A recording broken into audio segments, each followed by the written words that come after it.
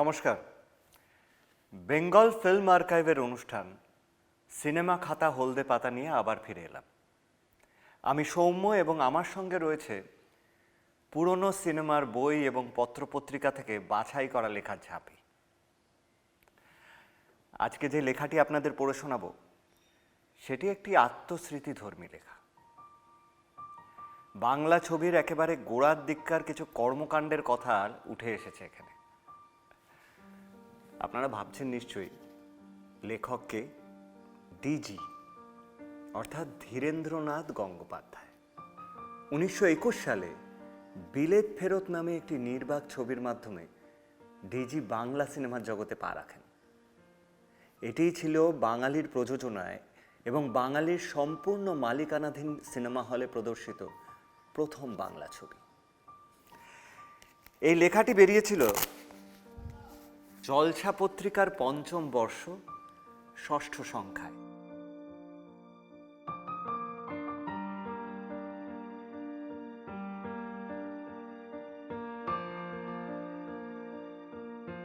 প্রথম যখন এই সিনেমা জগতে অবতীর্ণ হই তখন এই সমাজ এবং আত্মীয় স্বজন বন্ধু বান্ধবের কাছে থেকে শুধু ঘৃণাই পেয়েছিলাম। কোনো আত্মীয় স্বজনের কাছে সেদিন মাথা উঁচু করে দাঁড়াতে পারিনি, কারণ আমরা কতগুলি অবাঞ্ছিতদের সঙ্গে মিশেছি, তাদের নিয়ে সিনেমা জগতে পা ফেলেছি। সেই ঘৃণা, সেই বিদ্রূপ নিয়ে বাংলা চলচ্চিত্রের প্রথম পুরুষ আমরা। 1918 সালে হায়দ্রাবাদের আর্ট স্কুলের অধ্যক্ষ ছিলাম। মনের মধ্যে তখন ছায়াচিত্রের স্বপ্ন। দুধের স্বাদ ঘোলে মেটাবার মতো আমি কতগুলি বই প্রকাশ করে বৃদ্ধ যুবক যুবতীর বিভিন্ন চরিত্রে নিজেই ছবি তুলে গল্প গেথে বই প্রকাশ করেছিলাম। তখনকার দিনে এই বইগুলি অত্যন্ত জনপ্রিয়তা অর্জন করেছিল। বইগুলির নাম বিয়ে, ভালোবাসা, ফুলশয্যা, রং বেরং, আমার দেশ, কেবল হাসি ও ভাবের অভিব্যক্তি। এই ভাবের অভিব্যক্তি বইটি JF ম্যাডনকে আমি পাঠিয়ে দিয়ে একদিন ছায়াচিত্রে ছবি তুলবার ইচ্ছা প্রকাশ করেছিলাম। বৃদ্ধ ম্যাডন সাহেব তক্ষুনি আমাকে ডেকে পাঠাতেই ছুটি নিয়ে একেবারে কলকাতায় উপস্থিত হলাম। ম্যাডন সাহেব বললেন, আপনি রবীন্দ্রনাথের বিসর্জন করবার অনুমতি আনতে পারেন? আমি উত্তর দিলাম, নিশ্চয়ই, আমি রবীন্দ্রনাথের অনুমতিপত্র নিয়ে আসব। আমার মনে আছে সেদিনই আমি জোড়াসাঁকো ঠাকুর বাড়িতে উপস্থিত হয়ে গুরুদেবের কাছে অনুমতিপত্র চাইলাম। গুরুদেব খুব হেসে উঠে বললেন, তুই ছবি আঁকা থেকে এখন সিনেমা করবি বুঝি? আমি বললাম, না, ছবি আঁকা ছাড়বো না, তবে বিসর্জন ছায়াচিত্রে করার ইচ্ছে হয়েছে। তিনি তক্ষুনি অনুমতি দিলেন। পরদিন আমি ম্যাডন কোম্পানিতে উপস্থিত হতেই আমাকে তাঁদের জেনারেল ম্যানেজার নীতিশচন্দ্র লাহিড়ীর সঙ্গে দেখা করতে বললেন। ইতিমধ্যে ম্যাডন কোম্পানিতে বাঙালির কর্নওয়ালিস থিয়েটারে স্বর্গীয় শিশির কুমার ভাদুরী মশাই নিযুক্ত হয়েছিলেন। পার্সিদের একটা কথার মাত্রা আছে, শালো বলা। রস্তমজি তার অভ্যেস মতো শিশির কুমারকে ডাকবার অভিপ্রায় বলল, শালোকে বুলাও।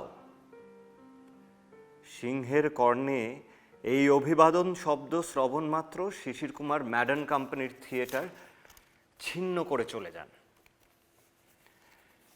এই পরিস্থিতিতে আমি নীতিশবাবুর কাছে উপস্থিত হতেই তিনি বললেন, আমাদের এখানে এই তো সম্মান, আর আপনি এখানে এসেছেন সুদূর হায়দ্রাবাদ থেকে এদের কোম্পানিতে ছবি তৈরি করবেন। আমরা এখান থেকে সব ছেড়ে দিয়ে নিজেরা বাঙালি কোম্পানি গড়ে তুলবার মনস্থ করেছি, আপনি আমাদের সঙ্গে যোগ দিন। সেদিন সন্ধ্যায় বিডন স্ট্রিটের একটি ঘরে মিটিং হল। সেই মিটিংয়ে উপস্থিত ছিলেন নীতিশচন্দ্র, ক্যামেরাম্যান স্বর্গীয় জ্যোতিষচন্দ্র সরকার, স্বর্গীয় জ্ঞানেন্দ্র কুমার মিত্র, বর্তমান স্টার থিয়েটারের মালিক সলিল কুমার মিত্রের কাকা, আমি এবং স্বর্গীয় সুরেন্দ্রনাথ দত্ত। তখনকার দিনে বালতিওয়ালা দত্ত বলে পরিচিত ছিলেন। এই প্রতিষ্ঠানেই বাংলাদেশের প্রথম বাংলা ছায়াচিত্র, যা জনগণের সম্মুখে থিয়েটার গৃহ ভাড়া করে প্রজেক্টর যন্ত্র বসিয়ে আমাদের ছবি রিলিজ করতে হয়েছিল। নইলে ম্যাডান কোম্পানিতে বাঙালিদের দ্বারা প্রথম চিত্র দেখানোর কোনো সম্ভাবনা ছিল না। আমি জানি না আমার আগে পূর্ণ দৈর্ঘ্যের কোনো ছবি তৈরি করে কেউ দেখিয়েছিলেন কিনা। বিলাত ফেরতের কাজ 1918 সালের শেষের দিকে আরম্ভ করলাম। নায়কের চরিত্রে অভিনয় করবার ভার আমার উপর পড়ল। এর মধ্যে নীতিশবাবু, হাদুবাবু, কুঞ্জবাবু অভিনয় অংশে যোগ দিলেন। কিন্তু তখনকার দিনে কোনো ভদ্র পরিবার থেকে মহিলাদের নিয়ে এ কাজে অগ্রসর হওয়া খুব বিপদ ছিল। কিন্তু তা বলে অবাঞ্ছিতদের বিন্দুমাত্র সম্মান দিতে কুণ্ঠা বোধ করিনি। শিল্পী, তার ব্যক্তিগত জীবনের হিসাব ভুলে যেতাম। শিল্পী আমার কাছে সব সমান। কোনো শিল্পী আমার কাছে অশ্রদ্ধার পাত্রপাত্রী নন। তারা সবাই শিল্পী, সেখানে ছোট বড় নেই, সব সমান। তবু ধীরে ধীরে ভদ্র শিক্ষিত পুরুষ ও মহিলাদের নিয়ে এই সিনেমা শিল্প গড়ে তুলব, এই দৃঢ় সংকল্প ছিল, এবং সে সংকল্প সম্পূর্ণভাবে সফল হয়েছিল।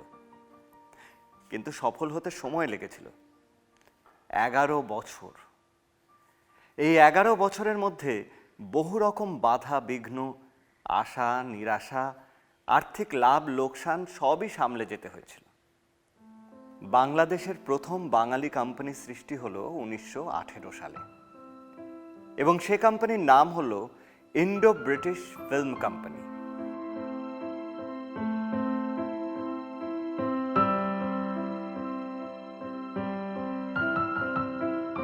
এখানে পরপর 3খানি ছবি তৈরি হয়: বিলাত ফেরত, যশোদানন্দন ও সাধু কি শয়তান।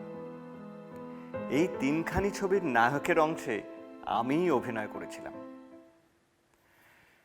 থিয়েটার সম্প্রদায় থেকেই আমাদের বেশিরভাগ অভিনেত্রী সংগ্রহ করতে হতো। তখনকার দিনে থিয়েটার সন্ধ্যায় আরম্ভ হয়ে ভোর 5টা-6টা হয়ে যেত। আমাদের সূর্যের আলোতে ছবি তোলা হতো, কাজেই যত সকাল সকাল আর্টিস্টদের নিয়ে যাওয়া হতো ততই কাজের অনেকটা সময় পাওয়া যেত। কিন্তু ভোর 5টায় থিয়েটার করে বাড়ি ফিরে স্নান, আহার, নিদ্রার কথা বাদ দিলাম, সেরে গেলে আমাদের কাজের 12টা বেজে যেত। তাই বাধ্য হয়ে স্টুডিওতে ঠাকুর রেখে খাবার দাবার প্রথা সৃষ্টি করেছিলাম। সেই প্রথা আজও চলে আসছে। আমি ড্রাই খাবো, চপ কাটলেট হলেই চলবে। আমি মাছের ঝোল ভাত খাবো, আমার মাংস পরোটা। আমি ফল ছাড়া কিছু খাবো না, আমার ফল মিষ্টি দই হলেই চলবে। অথচ বাংলাদেশ ছাড়া অন্য কোথাও এর রেওয়াজ নেই। যতই বলি, কিন্তু এর সৃষ্টিকর্তা আমরাই। তখনকার দিনে বাধ্য হয়েই ওই প্রথা গ্রহণ করতে হয়েছিল। আমি 1929 সালের একটা ঘটনা এখানে উল্লেখ করি। প্রায় 30-40 জন আমরা জয়পুর যোধপুরে ফ্লেমস অফ ফ্লেশ তুলতে সেখানে যাই। ক্যামেরাম্যান ছিলেন কৃষ্ণগোপাল কেজি। আমার সঙ্গে দীনেশ দাস, দেবকী বোস ছিলেন। দেবকীবাবু সর্ববিষয়ে আমাকে সাহায্য করতেন। সেই জয়পুরে আমার একটি আর্টিস্ট বললেন একটু মাগুর মাছের ঝোল আর ভাত খাবেন। আমি দেবকীবাবুকে টেলিগ্রাম করে কলকাতা থেকে মাছ আনতে বলেছিলাম। 1929 সালে আমি ব্রিটিশ ডমিনিয়ন ফিল্ম নামে এক চিত্র প্রতিষ্ঠান করি। এখানেই বাংলাদেশের প্রায় 75% শিল্পী ও কলাকুশলীদের উৎপত্তি হয়। এই কোম্পানিতে দীনেশ রঞ্জন দাস কল্লোল পত্রিকার সম্পাদক, দেবকী কুমার বসু আমার স্বর্গত সহধর্মিণী, স্বর্গত প্রমথেশ বড়ুয়া, সুকুমার দাশগুপ্ত, মিসেস শোভা বসু, আলোকচিত্র শিল্পী শৈলেন বসু, কৃষ্ণগোপাল, সতীশ রায়, জহর রায়ের পিতা, সতীশ ঘোষ, দিব্যেন্দু ঘোষের পিতা, হেমগুপ্ত, দীনেন গুপ্তর পিতা, দ্রোণাচার্য কৃত্তিকা মোহন ঠাকুর, জিতেন ব্যানার্জি, নবদ্বীপ হালদার, বাণী কুমার, কানাইলাল ঘোষাল, হীরালাল ব্যানার্জি সকলেরই আমার কাছে সিনেমা জগতের নাম্বার হাতে খড়ি হয়। এরা সকলে আমার সঙ্গে যোগ দিয়েছিলেন। এর জন্য যুদ্ধ করতে হয়েছিল যথেষ্ট। প্রমথেশ বড়ুয়াকে আমি এই ছায়াচিত্র শিল্পে যোগ দেবার জন্য অনুপ্রাণিত করে আমার স্টুডিওতে এনে সংযুক্ত করেছিলাম। পরে আমার কোম্পানিতে একজন বোর্ড অফ ডিরেক্টর হয়েছিলেন। পূর্বেই বলেছি ভদ্র সমাজ থেকে অভিনেত্রী সংগ্রহ যে কতটা কষ্টসাধ্য ছিল। তিনি দেবকীবাবুর বিপরীতে অভিনয় করেছিলেন। বলা বাহুল্য, দেবকীবাবু প্রথমে এসে 2-3খানা ছবিতে অভিনয় করেছিলেন। শরৎচন্দ্রের চরিত্রহীন চিত্রনাট্যে অভিনেত্রীর উপযুক্ত সন্ধান পাওয়া অত্যন্ত দুরাশাই ছিল। শুনলাম আমার এক বন্ধু প্রফেসর, তার স্ত্রী দেখতে খুব সুন্দরী এবং তাকে সেই নির্দিষ্ট রোলটি অত্যন্ত মানাবেন। ব্যাস, আর চাই কি? আমার বন্ধুর কাছে উপস্থিত হয়ে প্রস্তাব করলাম। তিনি খানিকক্ষণ চুপ করে রইলেন, অথচ আতিথেয়তার কোনো ত্রুটি রাখলেন না। সাহস করে বললুম, কি চুপ করে রইলে যে? বলো তোমার কি মত? তিনি বেশ রসিয়ে বললেন, নিজের সুন্দরী স্ত্রীটিকে বাড়িতে রেখে আমার স্ত্রীর ওপর নজর কেন? হাসির রোল উঠল বটে, কিন্তু খুব দমে গেল। কথাটা কানে বাজতে লাগলো। তাই তো, এই কথা বলতে নিশ্চয়ই পারে। তখন বাড়ি এসে আমার স্ত্রীকে সোজা বলল, এবারে তোমাকে ছবিতে নামতে হবে, কাল থেকে আমার সঙ্গে স্টুডিওও যাবে। সেখানে দীনেশবাবু, দেবকীবাবু, প্রমথেশ সকলে আছেন, আরও মহিলা আছেন। তার মধ্যে আবার ইংরাজ, অ্যাংলো ইন্ডিয়ান সকলকে এক একটা নাম দিয়ে পিছনে দেবী যুক্ত করে দিয়েছিলাম। সবিতা দেবী, রাধারানী দেবী। দেবী থাকলে জনগণের মধ্যে উৎসুক বাড়ত, তাই এই নাম দেওয়া। যা হোক, আমার স্ত্রীকে আমি নামিয়েছিলাম এবং সেই প্রফেসর বন্ধুপত্নীকেও নামতে হয়েছিল। অবশ্য আমার বড় কন্যা পারুল, এখন পারুল ঠাকুর, এবং মনিকা অনেক ছবিতে নেমেছিল। পূর্ব থেকেই সামাজিক ঘৃণা, তিরস্কার, অবহেলা যথেষ্ট পেয়েছিলাম। ধীরে ধীরে সেগুলো অত্যন্ত মৃদু আলোচনা থেকে অজস্র প্রশংসায় পরিসমাপ্তি ঘটেছিল। অ্যাংলো ইন্ডিয়ান মেয়েদের ছবিতে নামানো কম ঝামেলা ছিল না। সবিতা দেবী যার নাম রেখেছিলাম তার আসল নাম মিস গ্যাসপার। স্কুল থেকে বাড়ি ফিরত ধর্মতলা স্ট্রিট দিয়ে। একদিন আমার গাড়িটা থামিয়ে দেখলাম, অনুসরণ করলাম। যে বাড়িতে গেল সে বাড়িটি দেখে তারপর দিন সে বাড়িতে উপস্থিত হলাম। বেল বাজাতে যিনি দরজা খুললেন তিনি এই গ্যাসপারের মা। আমি গুড মর্নিং বলে আমার অভিপ্রায় জানালাম। বাপরে বাপ, কি দাঁত খিচুনি! এত বড় আস্পর্ধা তোমার! আমার মেয়েকে সিনেমা করতে বলো। একটু জল খেতে চেয়েছিলাম, যদি একটু সময় পাওয়া যায়, কিন্তু নিরাশ হইনি।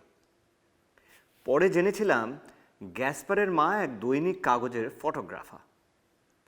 বুদ্ধি এলো, আবার নতুন প্রস্তাব নিয়ে হাজির হলাম। বললাম, এবারে আমি তোমার জন্য এসেছি, তোমার মেয়েকে আমার দরকার নেই। উৎসাহিত হয়ে বলল, কি কাজ করতে হবে? আমি বললুম, আমার স্টুডিওতে ছবি তুলতে হবে, মাইনে 200। খবরে জেনেছিলাম ইংলিশম্যান থেকে 150 টাকা পান। যে দাঁতের প্রথম খিচুনি খেয়েছিলাম সে দাঁতের কি মিষ্টি হাসি! আমি বুঝলাম কাজ আমার হয়েছে। ওদিকে আমার স্টুডিওতে তখন নবাব আলাউদ্দিনের সুন্দরী স্ত্রীর ভূমিকার জন্য দীনেশবাবু, দেবকীবাবু আমাকে অস্থির করে তুলেছিলেন। শ্রীমতী গ্যাসপার কাজে নিযুক্ত হলেন। এর সহকারী শৈলেন বসু। মাসখানেক যেতে না যেতেই শ্রীমতী বললেন, যদি আমার মেয়েকে নাও এখন আপত্তি নেই। এটা যে এত সুন্দর ভালো কাজ তা আগে বুঝতে পারিনি। মাসিক 25 টাকা হিসাবে সবিতাকে চুক্তিবদ্ধ করেছিলাম। এমনিভাবে চলচ্চিত্রে প্রথম পা ফেলে আজ বৃদ্ধ হয়েছি। বয়স এসে ঠেকেছে 69-এর ঘরে। বহুদিনের বহু দুর্ঘটনাই মনে পড়ে। আবার কখনো লিখব সে কথা।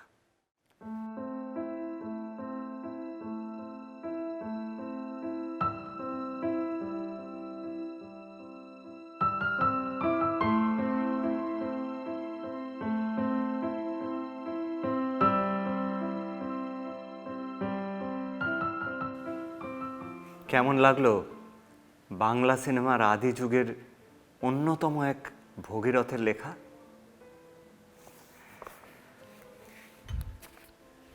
ডিজির সেই বিলেত ফেরত আমরা দেখতে পাইনি। সেটি যে সিনেমা হলে রিলিজ করেছিল, সেই ভবানীপুরের পূর্ণ সিনেমাকেও আমরা বাঁচিয়ে রাখতে পারিনি। শুধু এই লেখাগুলো আমাদের কাছে রয়ে গেছে, আর তাই জন্য এগুলোই আপনাদের সাথে আমি ভাগ করে নিচ্ছি।